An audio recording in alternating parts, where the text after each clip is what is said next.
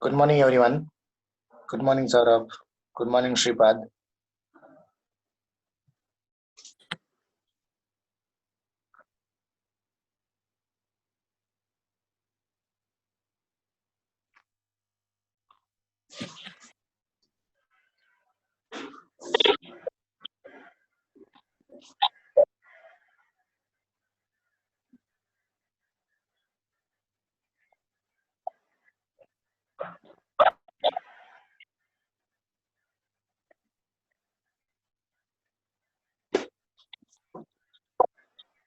So let's recap what we have considered in Delhi Sultanate.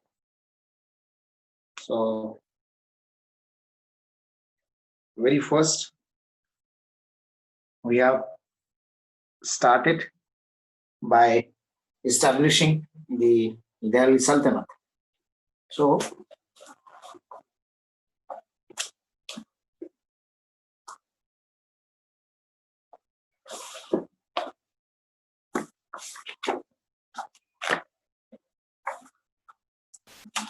which is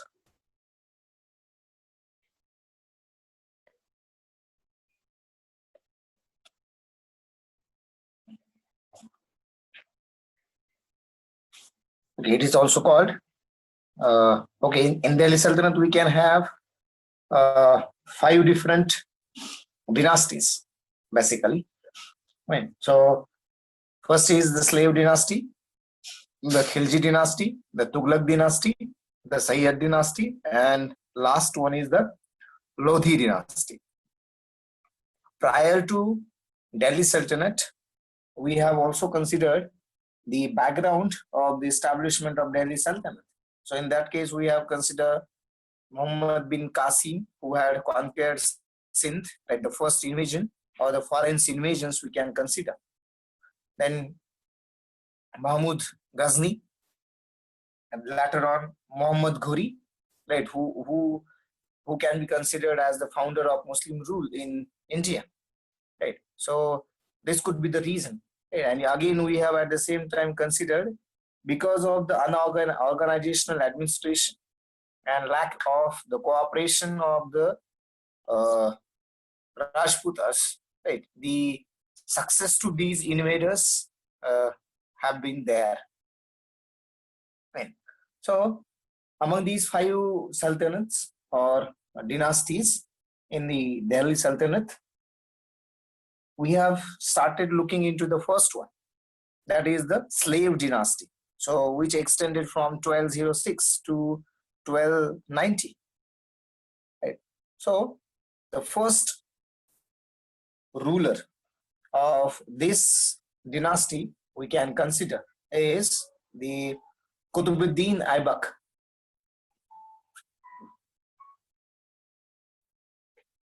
who have established the slave dynasty. Right? So Qutbuddin Aibak, who was a Turkish slave purchased by Muhammad Ghori, and he had become the governor in Muhammad Ghori's rule, right? Or you can consider Riain. So on the death of Ghori, he became the master of Hindustan, right? And assumed the title as Lakh Baksh. Apart from that, if you consider his career, what kind of tasks or what kind of things he have completed. So as far as the constructions, so he have constructed the mosques, right, particularly at Delhi and Ajmer, as well as he has started doing the construction of Qutub Minar, right, which was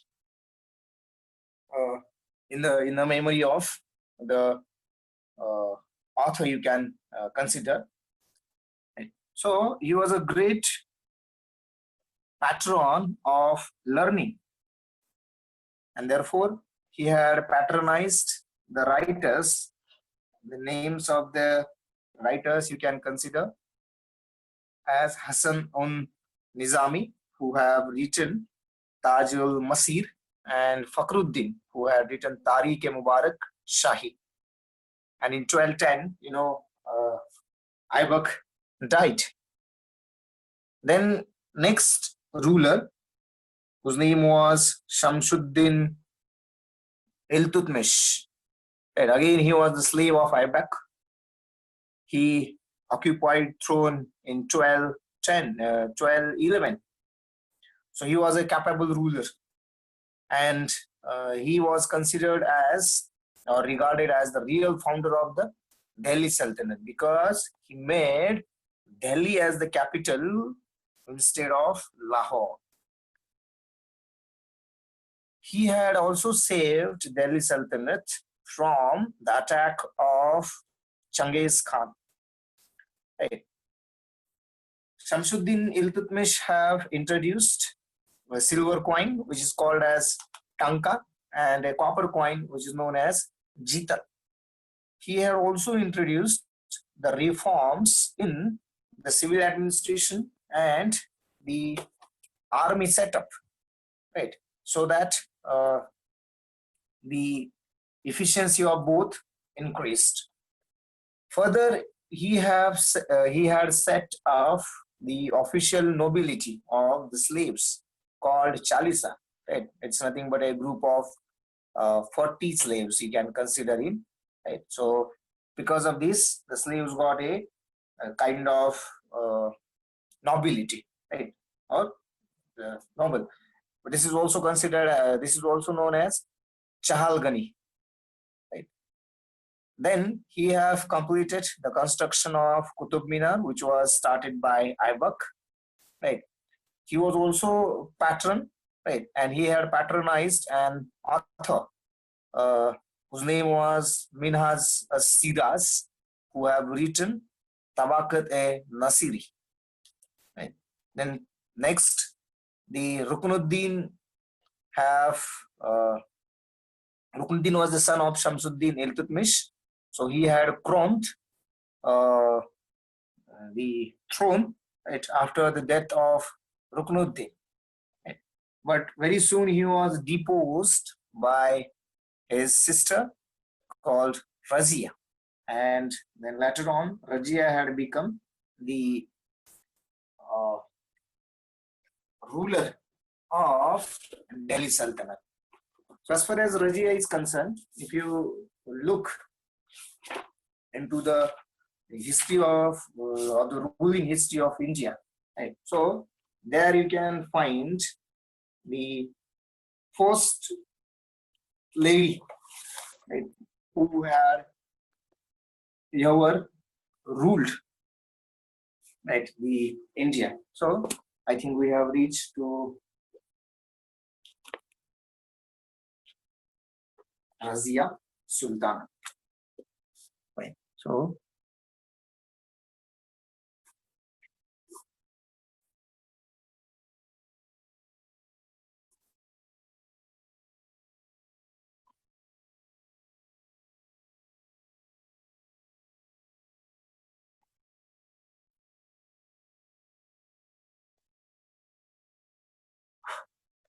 Razia Sultana. Now, who was Razia Sultan? So, Iltutmish had himself nominated his daughter Razia as the successor of Iltutmish, right? But the then's noble placed Ruknuddin on the throne, right? However, when the first chance was in the first opportunity, Razia got rid of Ruknuddin and ascended the throne. So, because of that, you can consider she was the first Muslim lady who ever ruled India. Right. So, she was very popular among the people, but she was not acceptable to the nobles, and therefore she further offended the nobles by the preference for a slave called Akut. Right? She had because of her liking to the Akut, right, who was a slave. The nobles were further gone away from her. Right? So that is the case. You can always consider between the Cold War between the Razia and the nobles. Right? हालांकि उनको इल्तुतमिश नहीं बिठाया था, the nobles or whatever you can consider the Chalisa. Right? So soon after her accession, when she accessed when she ascended the throne, right? So soon after accession, the governors of other provinces, for example, the governor of Multan, governor of Badon, governor of Hansi, governor of Lahore, they have taken open revolt against Rajia Sultana, and there was a serious rebellion, right, in Bhatinda. So Altunia was the governor of Bhatinda, right, who had refused to accept the suzerainty of Rajia, suzerainty, Rajadhikar, right. So whatever may be the orders from Razia, right, were not accepted, right, by the governor of Bhatinda, whose name was Altunia. So then later on, what happened? Razia had accompanied Yakut, who was the slave, and along with Yakut, she had marched against Altunia. And but what had happened when they reached to Altunia? Altunia had murdered the Yakut and imprisoned the Razia. Then in this particular case, later on, you can call subsequently, Razia had married with Altunia, and then they both have marched towards Delhi. But because of already there was a Cold War between the Chalisa, right, or nobles, and the Razia, right, and now she had married with the Altunia, and now they both have reached to the Delhi. So then there was a conspiracy. So Razia became the victim of conspiracy, and she was assassinated, right, later on in 1240. So this is what about Razia Sultana you can consider from 1236 to 1240, right? So Razia Sultana,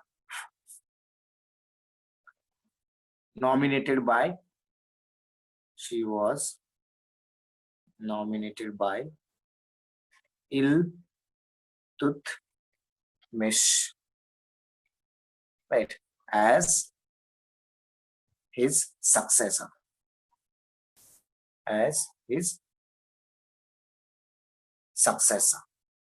fine. But nobles blessed Ruknuddin, who was the son of Iltutmish, Ruknuddin, on the throne. Though Razia was nominated, but nobles were not ready for that, right? And they have placed Ruknuddin on the throne. Now, Razia later on got the Razia got rid of Ruknuddin. Right? She has thrown away the Ruknuddin and ascended. So Razia ascended the throne. Right. So by getting the rid of Ruknuddin. And therefore, she termed as, therefore, she had become, so Razia was the first Muslim lady to rule India. Right? So, though she was popular among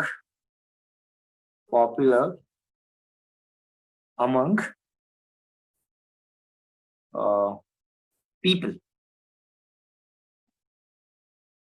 among the people, but not acceptable, not acceptable by the nobles. By the nobles. Fine. So that was the tragedy, or you can consider that is the case in the form of the Cold War between Razia and nobles. And she further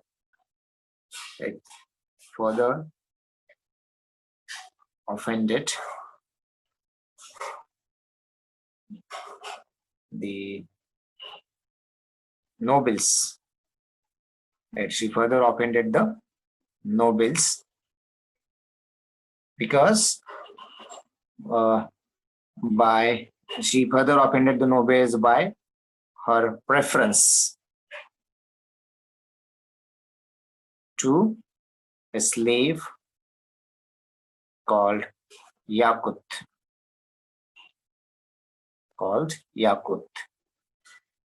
Right. So therefore, governors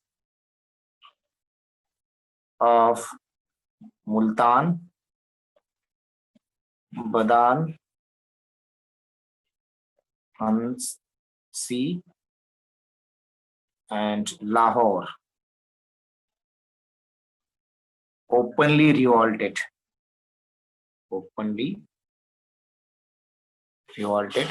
against her.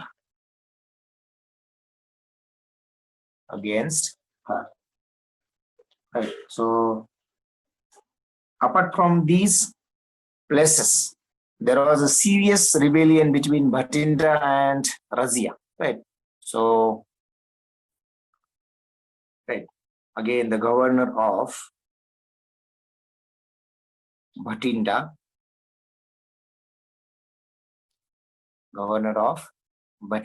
refused to accept the orders of her or Razia, and therefore Razia along with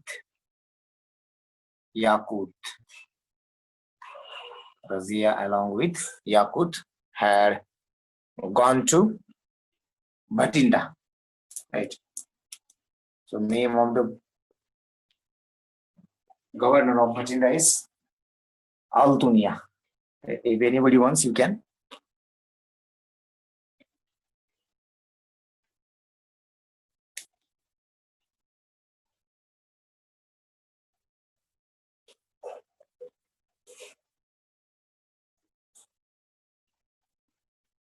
Okay, fine. So she had gone to Altonia along with to Bhatinda. Right. But Yakut murdered and Razia imprisoned by Altonia. Right, by Altonia. Later on, subsequently, Razia married to Altonia and marched to Delhi. But there was the conspiracy against Razia, and in 1240,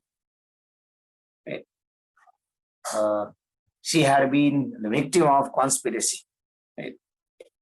And Razia assassinated. Right. So she had been a victim of the conspiracy and was killed. Right. So in 1240. Then later on, next ruler in the form of Bahram Shah Shah, who was the son of Iltutmish, particularly third son of Iltutmish. Fine. So, who was put on the throne by the powerful Turkish council called Chalisa, right? By Chalisa. And he was considered only a de jure ruler, while the Naib-e Mamlakat, right, was the de facto ruler. I guess you must be understanding the meaning of de jure ruler and de facto ruler, right? Everyone knows it. Okay, I will be writing. So, but keep in mind, he was only considered only as a de jure ruler, not a de facto ruler. And okay, I will let you know. So the Bahram Shah lost his life after he failed to attain or to assure his authority, right, once on the throne. So when he ascended the throne, or when he was placed on the throne, later on after some time, he started to assure his own duties, right, or his own rights. But during that particular uh, attempt, he failed, right? He could not regain his own authority, and he was killed in that particular attempt, right? So, okay. The next one is the Bahram Shah. So, who was Iltutmish's son, right? So, he kept, or sorry, placed on the throne by Chalisa, which is nothing but a powerful council, right, of the slaves, right, which was constructed by, formed by Iltutmish. So he was only, right, this is the word, de jure ruler, right, de jure ruler. Fine. And there was a naib, a mamlakat, right? So what you can consider pradhan over there, right? So what is meaning of de jure, right? Not a de facto, right? Not a de facto. So I will tell you an example, and I think you will understand the meaning of this word. So the president of India is a de jure ruler, and the prime minister of India is a de facto ruler, right? So नामधारी प्रमुख de jure. Actually ते काहीच करत नाही. काहीच करत नाही in the sense the authorities are to the prime minister, right? So whatever president have to do, president have to always seek for the advice of the Ministry of Council, or the Council of Ministers, right? Then and then they can do whatever is being advised by the ministry, right? So yes, only for the sake of name, म्हणून the नामधारी म्हणतो ना आपण. But the real powers are vested in, right, I think at the time of the what I can consider your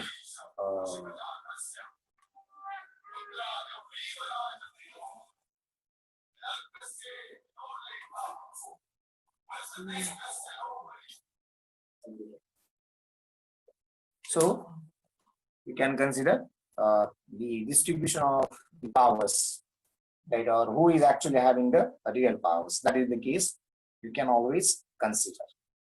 Fine. So that is what de jure and de facto. So he was only de jure ruler. Fine. So then he was trying to but in an attempt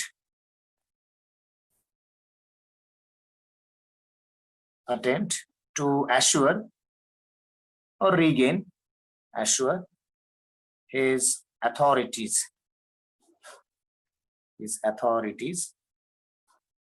he failed, and during that attempt he was killed, right? So this is what we can consider.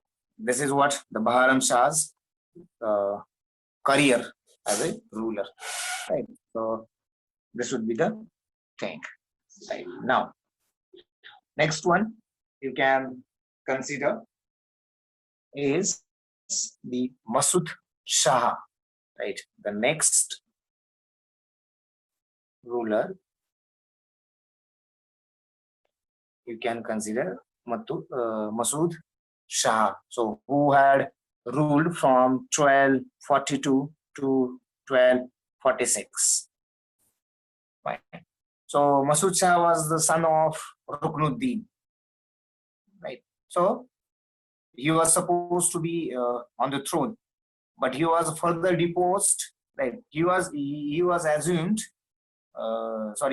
He had assumed the throne, right? But later on, he was deposed by Balban and Nasruddin Muhammad's mother. So Nasruddin Muhammad is another son of Iltutmish, right? So then in this conspiracy, right, the Nasruddin Muhammad had established as new sultan, right? So Masud Shah, who was son of Ruknuddin, right? He had assumed the throne, but after some time, right, he deposed by Balban, right, and Nasruddin Mahmud's mother, right? Nasruddin. So who was Nasruddin? That you have to consider. So Nasruddin Mahmud's mother,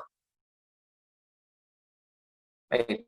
म्हणजे Nasruddin Mahmud हा याचा चुलता झाला, because Ruknuddin and Nasruddin must be brothers, right? Though they might be of different what we can consider Malikas. Right? So Mahmud's mother, right? And in this conspiration, right, or he was conspired against him and established Nasruddin Muhammad as the new sultan. Therefore, here you can have next sultan Nasruddin Mahmud.